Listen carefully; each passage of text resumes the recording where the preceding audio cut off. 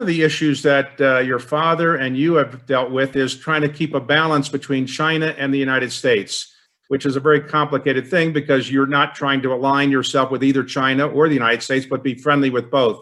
So what is your current take on the U.S.-China relationship? Do you think it's devolved into an unfortunate situation, or are you optimistic it can turn around?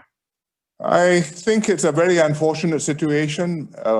Actions have been taken which have provoked counteractions, and the issues have metastasized and spread into all fields of the relationship.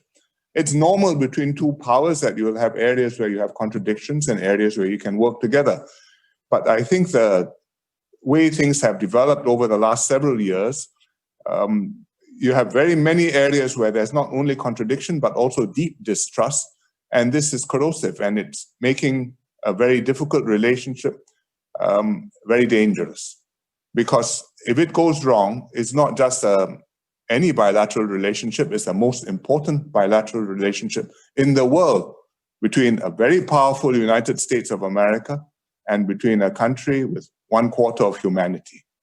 And I don't think that is a collision which should be lightly ventured by either side.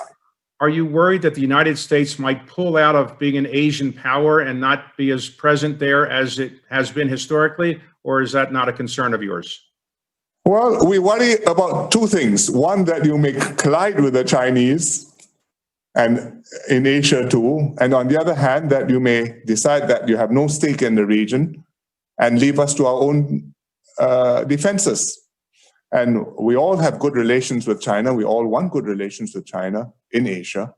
But we also all have very deep relations with the United States and want to keep them at the same time. And maintaining that balance, and for the US to be able to play that role and tend your many interests and your many friends and your many investments in the region, I think that requires a significant amount of attention from the United States policy establishment, from the State Department, and from the White House too. Because otherwise, a part of the world which has been crucial to you since the Second World War, I think may become a problem rather than an asset to you. Dave, would you expect that after the election, the U.S.-China relationship might get better than it is today? We hope so. Historically, in presidential election years, the U.S.-China relationship always gets entangled in the presidential campaign. And after that, after some time, when the new administration settles in, you begin to understand what really the world is like, and things settle down. I'm not sure whether it will happen this time because the field is quite different, and the degree of animus and, sad to say, bipartisan consensus on treating China as a threat is quite extraordinary. And I fear that it may carry on over past the election, and if it does, I think that bodes ill for the world. Now, in the United States, people are to some extent blaming China for COVID-19, rightly or wrongly. Is that the same phenomenon in Asia? Do people blame China for COVID-19, or basically they don't blame China for that?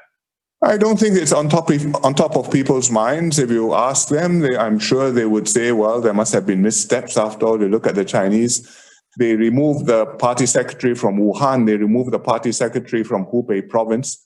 So they must have done so for a reason, even though they haven't quite said what the missteps were which merited these disciplinary actions.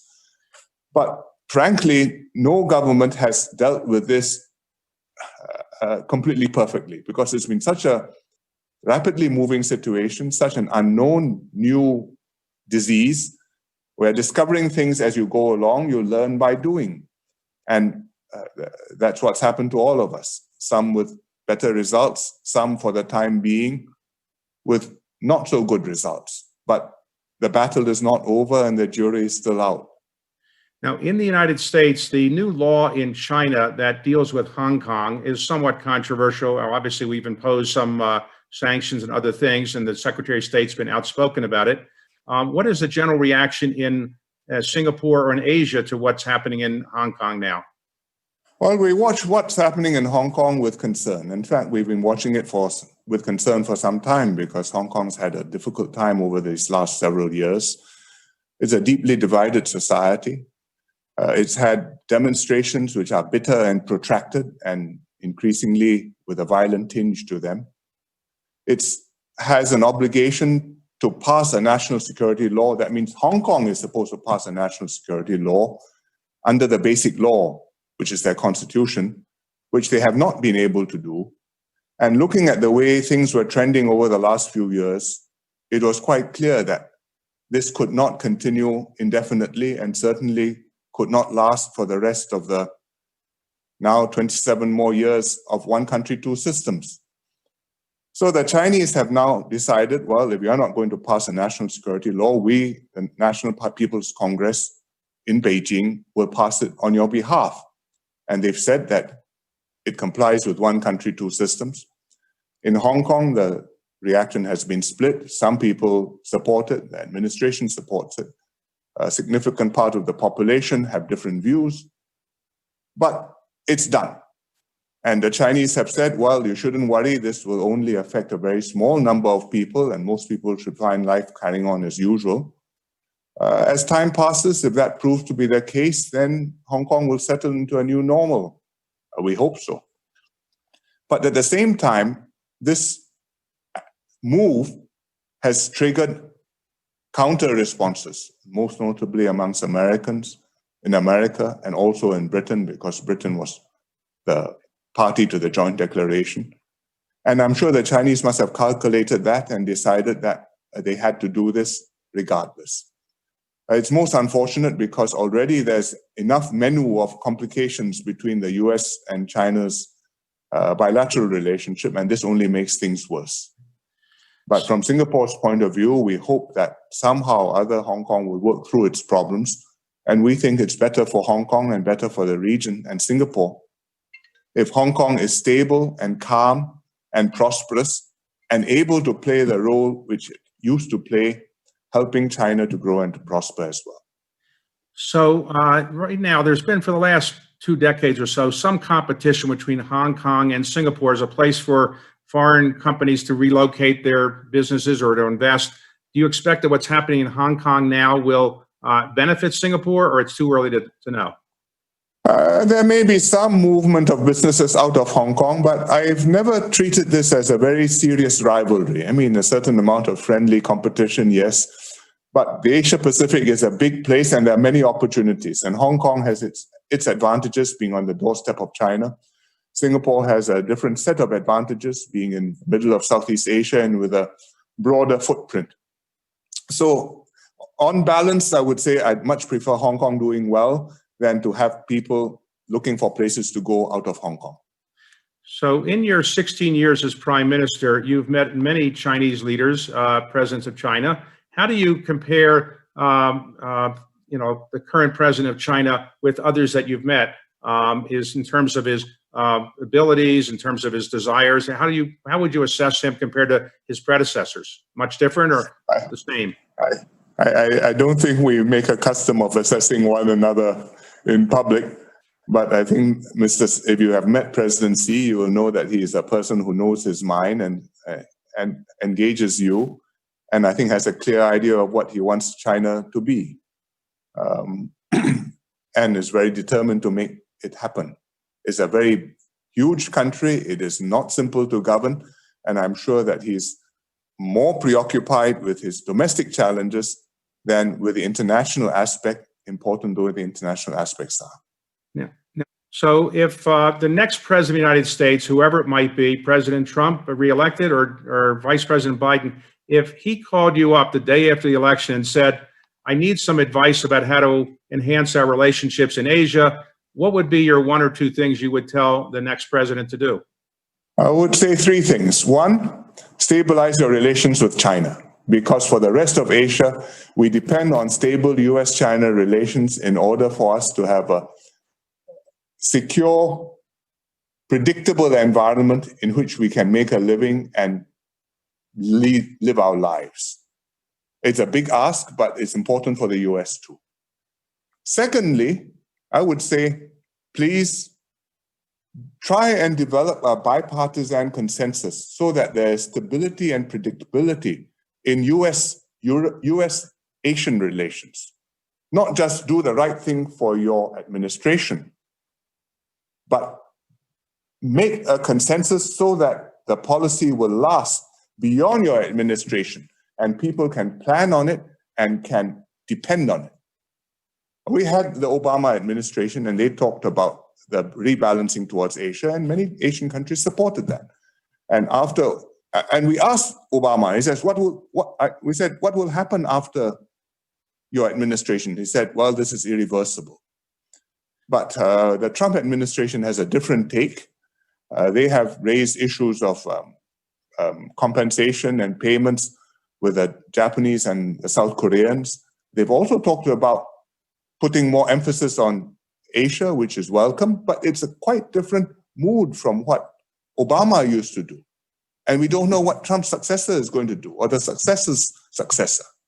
So if you can establish stable, predictable policy with bipartisan consensus, I think it will be a great help to all your friends and partners who want to be able to depend on you and to rely on you without the risk that one day the big power may suddenly decide its interests lie elsewhere. So, having asked those two things, I would make one third ask, which by comparison perhaps is not so huge, and that is find a way to come back to the TPP, the Trans-Pacific Partnership, which America took the lead in negotiating, but the Trump administration said, no, this is no good for America. We walk away from it. But the rest of the TPP members have come together and we have followed through and we have the free trade agreement with 11 parties not without the US. But if the US can find the way politically to come back to it and join it, then you're not only advancing US interests in the region, you're also setting a dynamic in the region towards cooperation and the right rules, which will help the region to integrate, which will build trust, which will raise standards for trade and for economic exchange between the countries. And who knows, one day the Chinese may decide they have to come and join the game and participate by the same rules. And I think that you will have had a win-win. So I only ask three things. Okay, so here's a question from Tamil Marasu, if I pronounce it correctly. What kind of role do you think India can play amidst the current US-China tensions?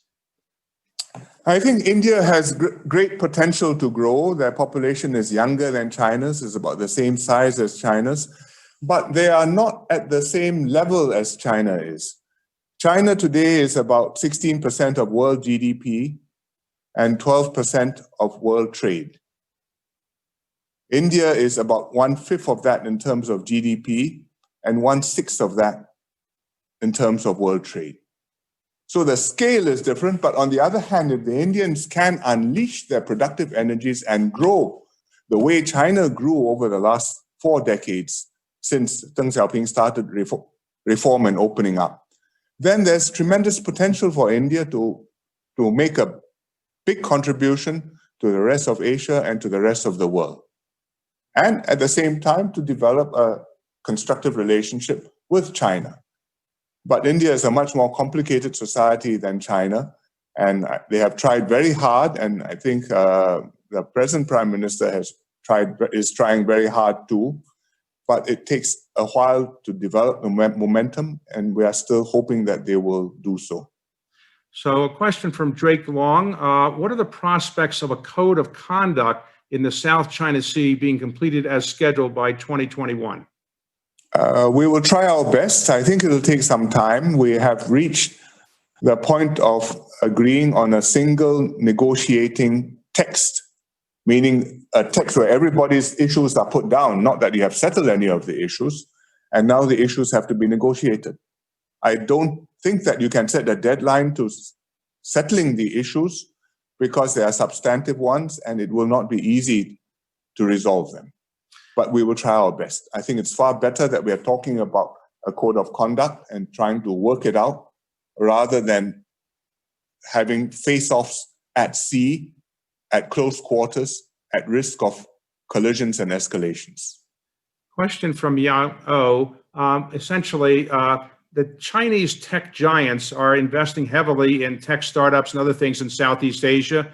Do you worry that China's tech companies will become so dominant that you will be dependent on them for technology? Or are the American tech companies also very active in Southeast Asia and Singapore? I don't think the Chinese tech companies are investing in a big scale in Southeast Asia, the way American tech companies have invested and set up plants all over Southeast Asia and the rest of the world. They are active, their products, they're pushing and marketing their products, including 5G products like Huawei. But they are part of the landscape and we do business with them. When you, in the electronics supply chain, the Chinese are a significant component of it, I think more so than the Americans. If the supply chain bifurcates, it will be painful. It may still happen, but we hope that there will be trust between the two sides and it will be possible for cooperation to continue and for you to continue to use iPhones with components made in China and for the Chinese to use Huawei phones with components made in the US. But it does require a certain degree, significant degree of trust and a willingness to want to work together rather than to have a one up and one down outcome. So the concern expressed, I'm not sure that's the way things are going right now. The concerns expressed in the United States by the US government about Huawei, are they concerns that you share as well, or you're not as certain about that? Well, our attitude is that when you buy a 3G or 4G or 5G system, whichever system it is, everybody is going to want to try to come into it. And there's no system which is totally 100% secure, either from the manufacturer or from other people who are interested to come in. So it's a balance of the risks and the purposes to which it is going to be put and how you can minimize the risks and operate in a way which does not lead you to conclude that you must do everything yourself. Now, we have just called a 5G request for proposals, and we did not exclude Huawei. As it turned out, in the main bids, the bidders did not choose Huawei, but in some of the other aspects of the 5G networks, Huawei will be figuring, and in future bids, I have no doubt that they will be participating again.